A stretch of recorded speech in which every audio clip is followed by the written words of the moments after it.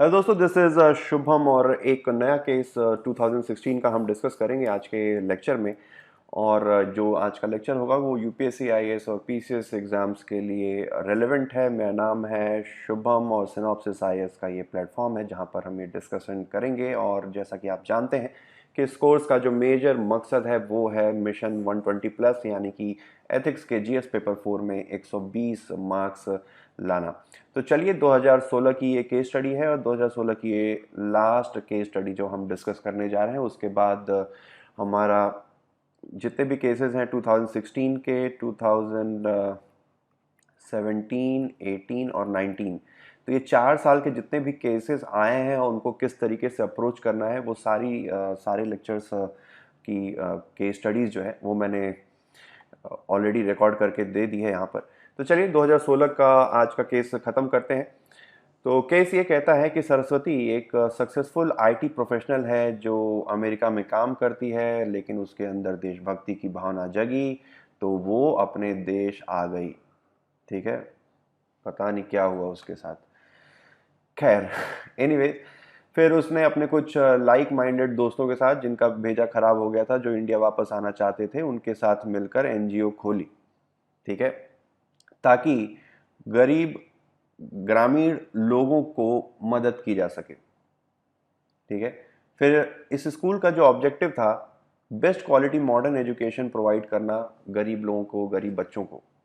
लेकिन उसने डिस्कवर किया कि फिर वो इधर उधर भागने लगी, सरकारी विभागों में के चक्कर काटने लगी। उनके सरकारी विभागों के जो रूल हैं, ठीक है, सरकारी मतलब सड़क सड़क के चलने वाले, तो रूल्स और प्रोसीजर इतने ज़्यादा कंफ्यूजिंग, इतने ज़्यादा कम्बरसम, इतने ज़्यादा कॉम्प्लेक्स हैं कि उसको समझ में नहीं आ रहा था कि वो अपनी एनजीओ के का जो स्कूल है वो कैसे खोले, कैसे शुरू करे। फिर क्या हुआ कि वो फ्रस्ट्रेट हो गई। ठीक है, जैसा कि अमूमन लोग हो जाते हैं। ये डिले और कैलुअस एटीट्यूड देख के बार बार उससे ब्राइब और घूस की मांग की जा रही थी। ठीक है, तो यहां तक ये केस है। अब ये कहता है कि जो सरस्वती का अनुभव है वैसा ही अनुभव बहुत सारे लोगों के पास है जो देश की सेवा करना चाहते हैं। ठीक है, a measure of government control over voluntary social work is necessary, but it should not be exercise in a coercive and corrupt manner. ठीक है, जो वॉलंटरी सेक्टर है, यानी वॉलंटरी सेक्टर यानी कि एनजीओ के ऊपर सरकार का कंट्रोल ज़रूरी है, लेकिन वो जो कंट्रोल होना चाहिए वो कोअर्सिव नहीं होना चाहिए, दमनकारी नहीं होना चाहिए, उनके कामकाज के तरीके में दखलंदाजी देने वाला नहीं होना चाहिए, वो भ्रष्टाचार से लबालब नहीं होना चाहिए। ठीक है, कौन से मेजर्स उसको सरकार को अपनाने चाहिए ताकि वो कंट्रोल भी रख सके इन वॉलंटरी सेक्टर्स पे, उसके साथ साथ वो ईमानदार एनजीओ की मदद भी कर सके, उनको बेवजह परेशान ना होना पड़े। ठीक है, तो 25 नंबर का ये क्वेश्चन। अब ये देखिए कि कहीं से भी केस लग नहीं रहा है। स्टार्टिंग तो हुई सरस्वती से, ये पूरा चीज बताया उसने। ठीक है, लगा कि ये सिचुएशन बेस्ड केस स्टडी होगी, लेकिन अंत में ये देखिए यहां से पूरा जो टेम्पो है केस का बदल जाता है। ये तो बस एक सरस्वती को एक एग्जाम्पल दिया है, लेकिन केस ये है हमारा कि एनजीओ के बारे में हमें इस केस में लिखना है कि एनजीओ के साथ क्या समस्याएं हैं, उनके साथ क्या दिक्कतें हैं, कैसे सरकार को। ठीक है, क्वेश्चन हमें ये सॉल्व करना है कि कैसे हमें सरकार को रेगुलेशन और ऑटोनॉमी के बीच में बैलेंस कैसे करना है, ये हमें लिखना है। ठीक है, ये पूरे इस केस का मतलब है। अब लोग गलती क्या करते हैं, स्टूडेंट्स गलती क्या करते हैं कि सीधे लिखना शुरू कर देते हैं कि हाउ टू बैलेंस। फिर उसमें क्या लिखेंगे, उसमें लिखेंगे एफसीआरए लॉ के बारे में लिखेंगे, फिर उसमें लिखेंगे आरटीआई में लाना चाहिए। एफसीआरए के बारे में अगर आपने नहीं पढ़ा है तो पढ़ लीजिएगा, यहाँ पर डिस्कस करूँगा तो एक अलग से कि टाइम लग जाएगा काफ़ी। एफसीआरए के बारे में लिखा, आरटीआई के बारे में लिखा, लोकपाल के बारे में लिखा, ये सारी चीज़ें लिख दी। लेकिन आप सोचिए ना कि 25 नंबर का केस है, अगर आप ये सारे पॉइंट्स लिखोगे तो एक पन्ने में वो ख़त्म हो जाएगा और हमें इस केस को 3 पन्नों में सॉल्व करना है। तो क्या अप्रोच होना चाहिए उसको एक बार देखते हैं। और आगे बढ़ने से पहले आप लोगों से मैं गुजारिश करूंगा कि आप पहले इस पूरे केस को खुद से सॉल्व कीजिए, ठीक है। एक बार खुद से सॉल्व करने के बाद उसके बाद फिर इसको प्ले कीजिए इस लेक्चर को, और देखिए कि आपका अप्रोच कैसा था और मेरा अप्रोच कैसा है, और दोनों में क्या दिक्कत है, ठीक है। दोनों केसेस में क्या इश्यूज हैं वो एक बार फिर जब आप आके इस लेक्चर को देखेंगे तो समझ में आएगा कि क्या और बेहतर किया जा सकता था इस केस को सॉल्व करने के लिए। खैर, तो अप्रोच हमारा ये होगा कि देखिए, इसमें अब चूंकि एग्जाम्पल में एक्सपैट्स के रिटर्न के बारे में बात की है। एक्सपैट्स कौन होते हैं? जो बाहर काम करते हैं, हमारे देश के नागरिक जो बाहर काम करते हैं, एनआरआई जिनको कहते हैं, नेवर रिटर्निंग इंडियंस, ठीक है, नॉन रेजिडेंशियल इंडियन। तो उनके बारे में थोड़ा बहुत हम लिखेंगे। फिर एनजीओज और उसकी इंपॉर्टेंस लिखेंगे। एनजीओज के बारे में समझाना जरूरी है, एनजीओ होती क्या है, वॉलंटरी सेक्टर ऑर्गेनाइजेशंस क्या होते हैं, एनजीओ क्या होती है, उनके जो लिमिटेशंस हैं और उनके जो एडवांटेजेस हैं वो हमें लिखने, ठीक है। फिर उनके चैलेंजेस हम लिखेंगे। फिर उसके बाद हम आएंगे अपने सवाल पर कि how we are going to balance control and autonomy, ठीक है। फिर कंक्लूजन लिखेंगे। तो ये हमारा पूरा ओवरऑल स्ट्रक्चर होगा इस पूरे केस को सॉल्व करने का। तो चलिए शुरुआत करते हैं। तो शुरुआत ऐसे होगी कि इंडिया जो है नेट फॉरेन रेमिटेंस में नंबर 1 पर है। इसकी डायस्पोरा को दुनिया भर में एक्नॉलेज किया जाता है। लेकिन ये जो ब्रेन ड्रेन है, ठीक है, उसने जहां पर एक तरीके से रेमिटेंस तो आ रहा है लेकिन एक तरीके से देश का ब्रेन ड्रेन हो रहा है, ठीक है। यहां पर जो ब्रेन काम करना चाहिए था, जो देश के भले के लिए जिस ब्रेन को काम करना चाहिए था, वो ब्रेन दुनिया में जाकर दूसरे लोगों को, दूसरी कंट्रीज को फायदा पहुंचा रहा है, ठीक है। This brain drain has bereft India from its invaluable human resource. Need of the hour is to change dynamics from brain drain to brain deposit. ये याद रखेंगे, ठीक है। ब्रेन ड्रेन से ब्रेन डिपॉजिट कैसे करना है, ठीक है। अगर मान लीजिए इंडिया का ये अगर मैप मैं रफली बनाने की कोशिश करता हूँ, तो यहाँ से जो डायस्पोरा जा रहा है, यहाँ से जो ब्रेन ड्रेन हो रहा है, उसको वापस से रिवर्स करके ब्रेन डिपॉजिट करना, ये एक टर्म है, आप इसको नोट कर लीजिए। कभी ऐसा कोई क्वेश्चन आए तो brain drain to brain deposit, ये जो है जुमला, उसको याद रखिएगा, एग्जाम में चेप दीजिएगा, ठीक है। तो we have to create suitable avenues, streamline procedures, cut red tapeism, and infuse probity in governance process in order to attract our expats and harness their potential in nation's growth trajectory. हमें ऐसा माहौल create करना होगा, हमें जो सरकारी तंत्र के काम काज करने का जो तरीका है उसे बदलना होगा, जो सरकार में भ्रष्टाचार व्याप्त है उसे समाप्त करना होगा। तभी जाकर हम अपने एक्सपर्ट्स को वापस से हिंदुस्तान में अट्रैक्ट कर पाएंगे और उनके पोटेंशियल को का हम इस्तेमाल कर पाएंगे, ताकि वो देश की इकोनॉमी में अपनी सहभागिता दे सकें, ठीक है। अब एनजीओज के बारे में लिखना है और उनका पॉजिटिव कंट्रीब्यूशन, ठीक है। तो एनजीओज वॉलंटरी सेक्टर ऑर्गेनाइजेशन होती है जो they are neither part of state not the market, ठीक है। तो एनजीओज आप देखिए सिविल सोसाइटी कह सकते हैं। एनजीओज मोटा मोटा जैसे मान लीजिए कि ये स्टेट हो गया, ये हो गया मार्केट, ठीक है। सेम उसी तरीके से ये होती है सिविल सोसाइटी।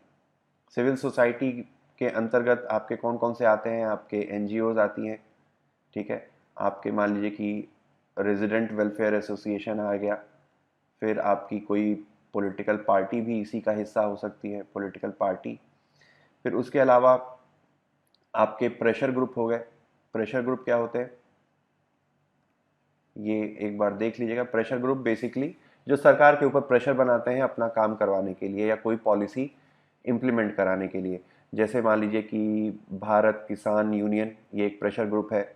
उसके अलावा आप ट्रांसपोर्ट यूनियन, ये भी एक प्रेशर ग्रुप है। उसके अलावा इंटरेस्ट ग्रुप भी होता है। इंटरेस्ट ग्रुप जैसे कि FICCI का नाम सुना होगा।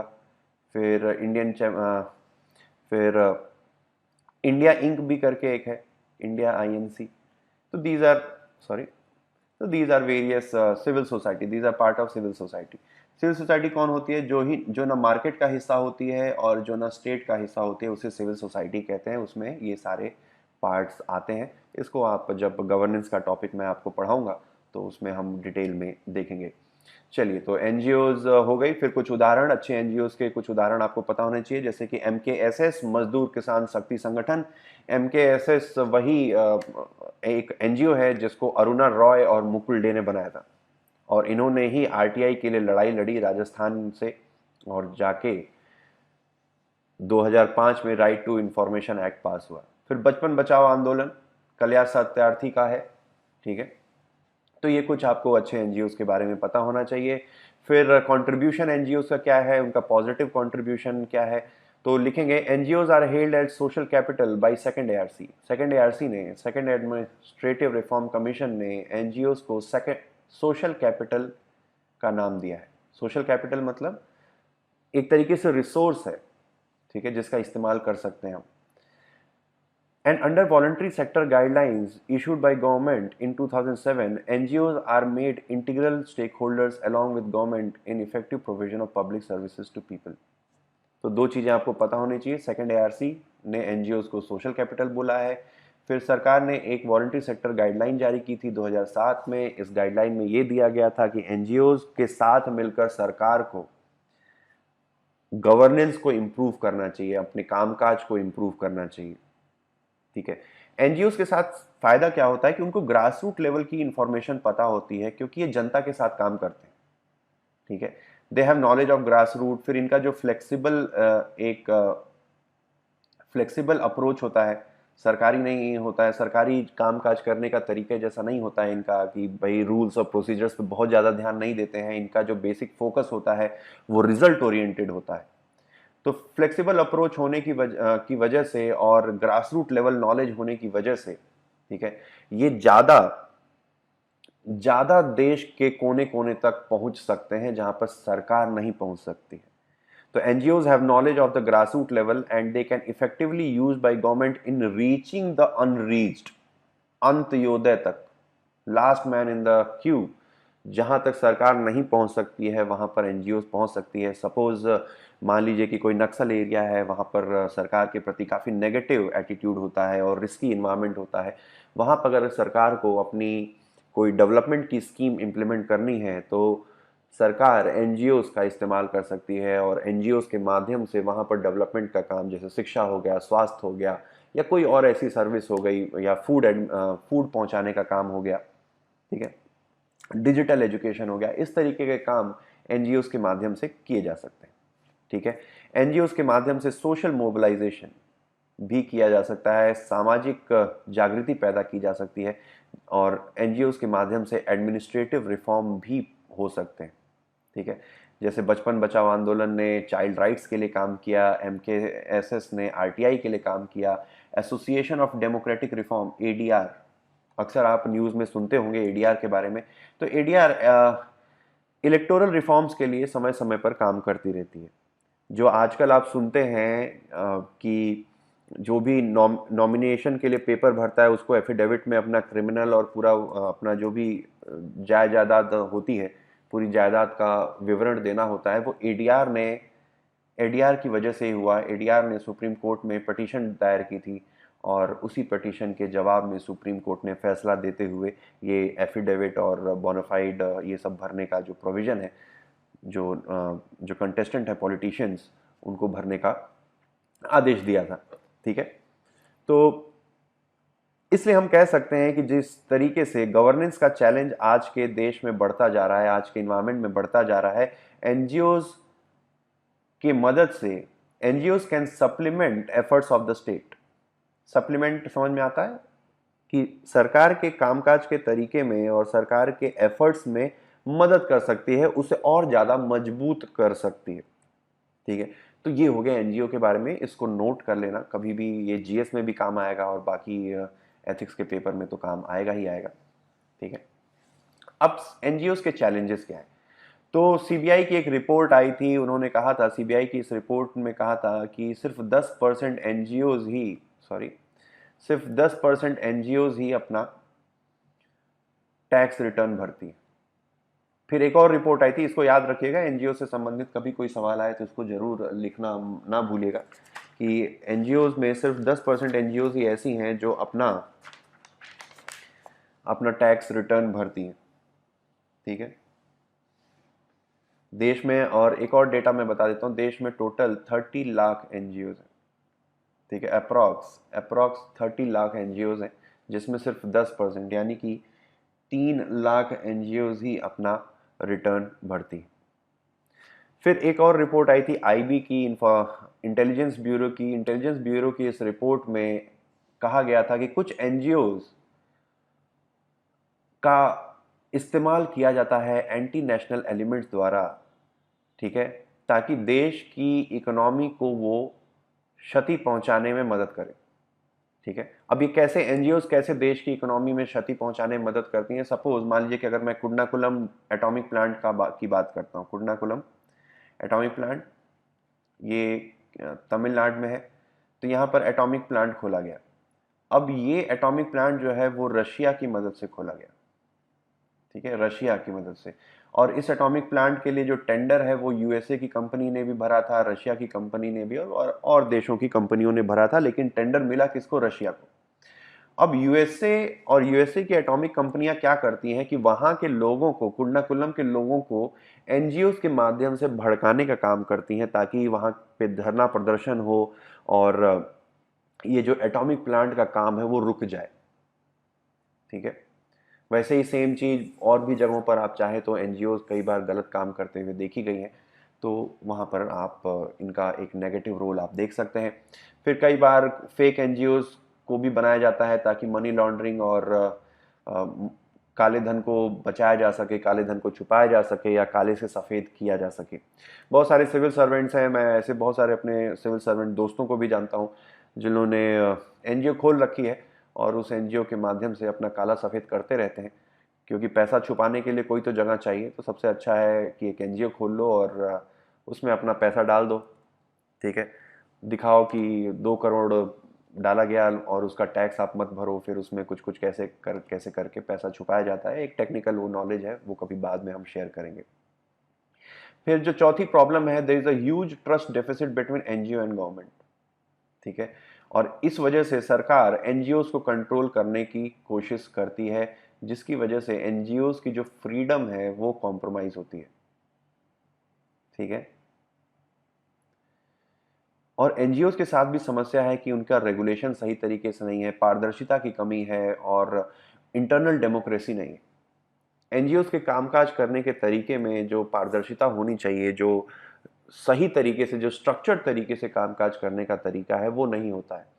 इससे एक बार डाउट खड़ा होता है कि हु इज स्पीकिंग फॉर हुम, हु इज स्पीकिंग फॉर हुम लिख सकते हैं, स्पीकिंग फॉर हुम। ठीक है, मान लीजिए कि एक एनजीओ है। ठीक है, एक एनजीओ है, वो पैसा लेती है किससे? वो मान लीजिए पैसा लेती है पेप्सी से।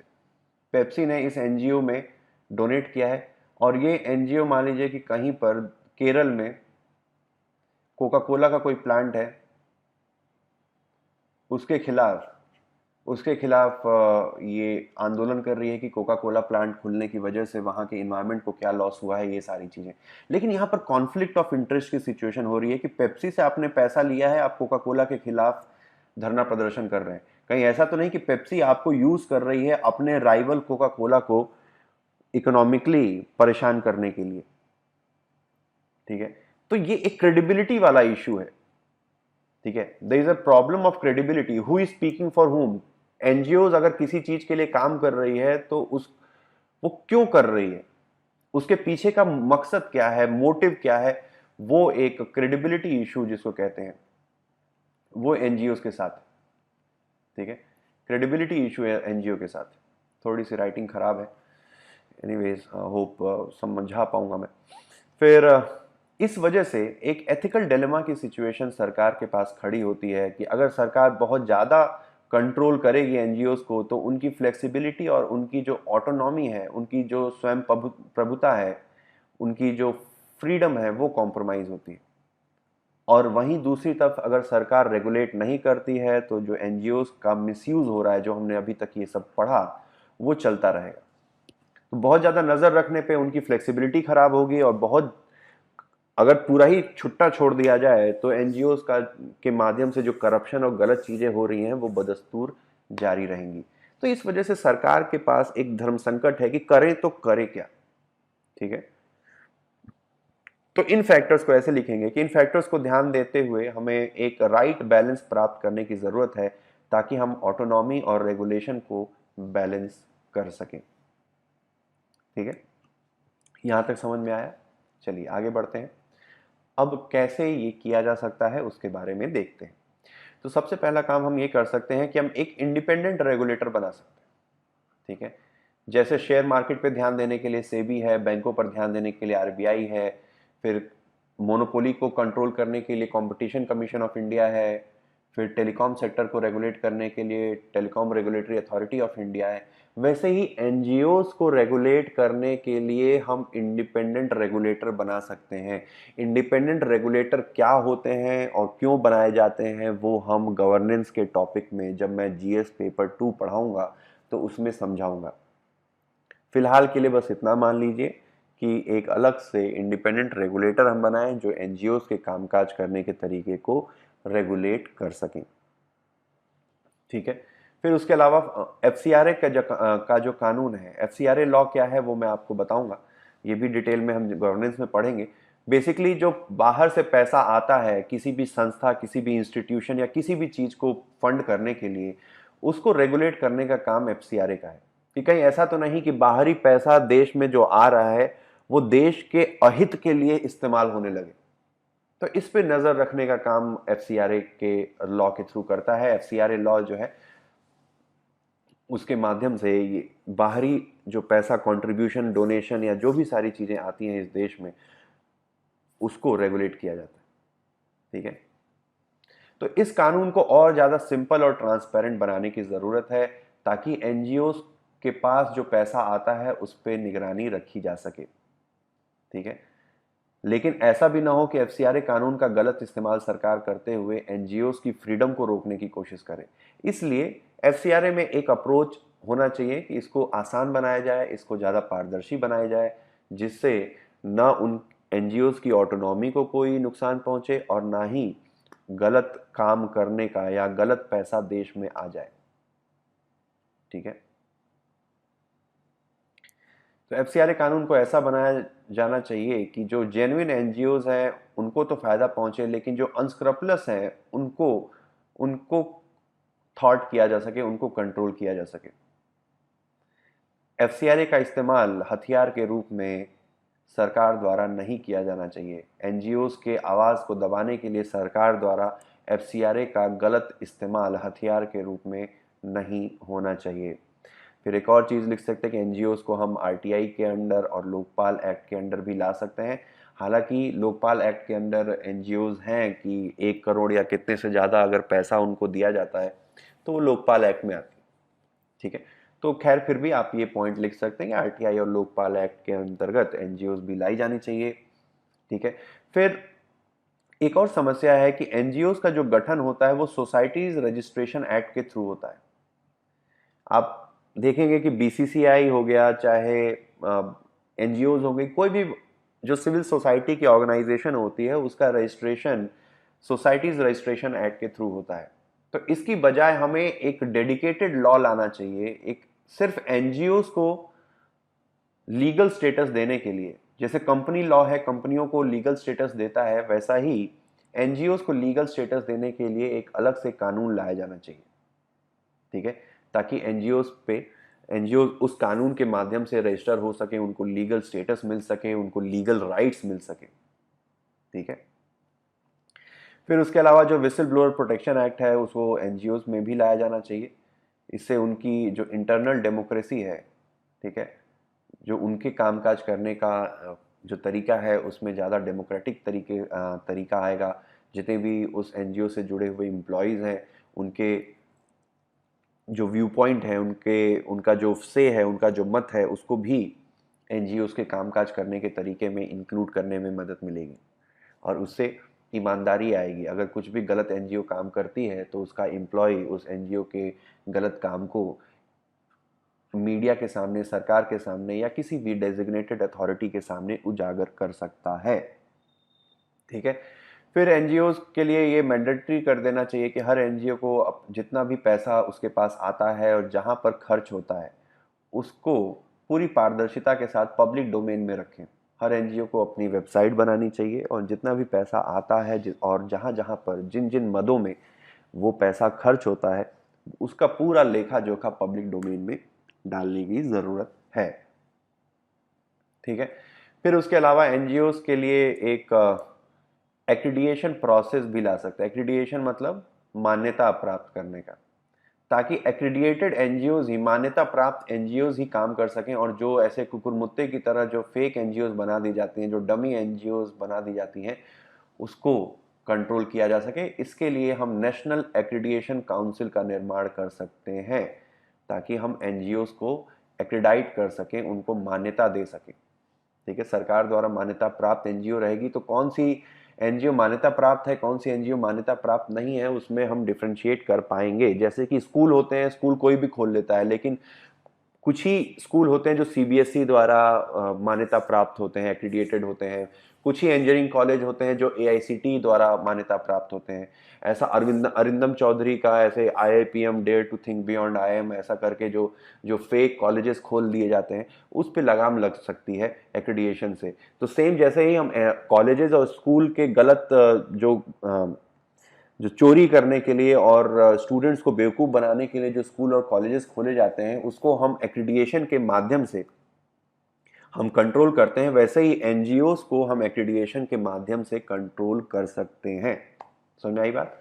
चलिए, फिर उसके अलावा इंस्टीट्यूशन ऑफ कापार्ट को भी और ज़्यादा मजबूत बनाए जाने की ज़रूरत है ताकि वो एनजीओस और सरकार के बीच में काम कर सके। कापार्ट एक इंस्टीट्यूशन है, इसके बारे में आप डिटेल में पढ़ लीजिएगा। तो ये गवर्नमेंट और एनजीओस के बीच में कड़ी का काम करती है। ठीक है। दोनों को लिंक करने का काम करती है कापार्ट। इसके बारे में आप गूगल पे और सर्च कर लीजिएगा। ठीक है।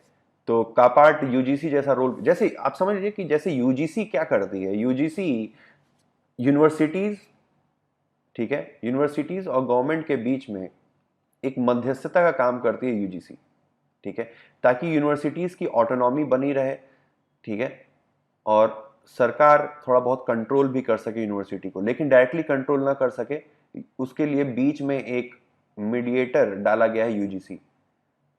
नहीं तो सरकार पता चला कि वहां पर भी अपना जो भी सेफ्रनाइजेशन ऑफ एजुकेशन करने लगे वहां पर भी, और वहां पे क्रिमिनलाइजेशन होने लगे एजुकेशन का, तो उस चीज को कंट्रोल करने के लिए यूजीसी है। सेम वे कापार्ट को बनाया गया है ताकि वो एनजीओ और सरकार के बीच में मध्यस्थता का काम कर सके।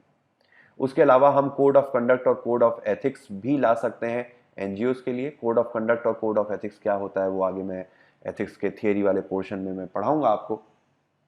मतलब क्या करना चाहिए क्या नहीं करना चाहिए, उसके लिए जो गाइडलाइन होती है, डूज एंड डू नॉट की जो गाइडलाइंस होती है, dos and do nots, do nots की जो गाइडलाइन होती है उसको कहते हैं code of conduct and code of ethics. तो वैसे एनजीओ के लिए भी कोड ऑफ कंडक्ट और कोड ऑफ एथिक्स होना चाहिए ताकि हम उनको एक गाइडलाइन दे सकें, सरकार एक गाइडलाइन दे सके और उसी गाइडलाइन के अंतर्गत ही वो एनजीओ काम करें। ठीक है। चलिए, तो ये हो गया हमारा केस। अब कंक्लूजन देख लेते हैं। तो कंक्लूजन किस तरीके से लिखना है मैं ऑलरेडी बता चुका हूं। इसका कंक्लूजन कैसे लिखेंगे, अपने आपने जो अभी इस केस को खुद से सॉल्व किया था तो उसमें आप मैच कर लीजिएगा। मैं कॉपी करने को नहीं कह रहा हूं कि एकदम सेम कंक्लूजन होना चाहिए, बस कहने का मतलब ये है कि इस तरीके का होना चाहिए। तो लिखेंगे ऐसे, under growing challenges of governance and expansion of state due to welfare activities, NGOs can be facilitated to evolve as fifth pillar of democracy. तीन पिलर क्या है? Legislature, judiciary, executive. चौथा पिलर है मीडिया। वैसे ही पांचवा पिलर एनजीओज बन के खड़ी हो सकती हैं। ठीक है। इसलिए ये जरूरी है कि हम राइट बैलेंस प्राप्त कर सकें ऑटोनॉमी में और रेगुलेशन में। By effective harnessing of their potential, we can meet the need of reaching the unreached, social mobilization, grassroots level democracy, and improving quality of public service delivery and mainstreaming of weaker section of society. तो NGOs के माध्यम से हम उन लोगों तक पहुंच सकते हैं जो अभी तक पहुंचे नहीं गए हैं। हम सोशल मोबिलाइजेशन कर सकते हैं, ग्रास रूट लेवल पर हम जो डेमोक्रेसी है उसको मजबूत कर सकते हैं। फिर उसके अलावा हम quality of public service delivery को मजबूत कर सकते हैं, और जो पिछड़ा वर्ग है उसको हम मुख्य धारा में जोड़ने का भी काम कर सकते हैं। तो ये था आज का लेक्चर। synopsisis.in की वेबसाइट पर जाकर आप जीएस पेपर 4 का ये कोर्स सब्सक्राइब कर सकते हो। उससे आपको सारे लेक्चर्स के वीडियोस प्लस जो आपकी पीडीएफ है वो हिंदी और इंग्लिश में मिल जाएगी। ठीक है, तो जरूर कीजिएगा। काफ़ी रीजनेबल, काफ़ी नॉमिनल रेट पर ये पूरा कोर्स है। और उसके अलावा आप हमारा चैनल भी है सिनॉप्सिस आईएएस का, तो उसको जाके जरूर सब्सक्राइब कीजिए and don't forget to press this bell icon ताकि नोटिफिकेशन मिलती रहे। और इस चैनल के माध्यम से हम डेली बहुत सारे इंपॉर्टेंट लेक्चर्स, छोटे छोटे लेक्चर्स और बहुत ही सिंपल भाषाओं में आप तक पहुंचाने की कोशिश करते हैं। तो ये था आज का लेक्चर। होप आपको पसंद आया होगा। कोई भी डाउट हो तो कमेंट सेक्शन में जरूर लिखिएगा। कोई भी फीडबैक हो, कोई भी आप ऐसी चीज़ जो आप कहना चाहते हो मुझसे, तो आप कमेंट सेक्शन में जरूर लिखिए। तो थैंक यू।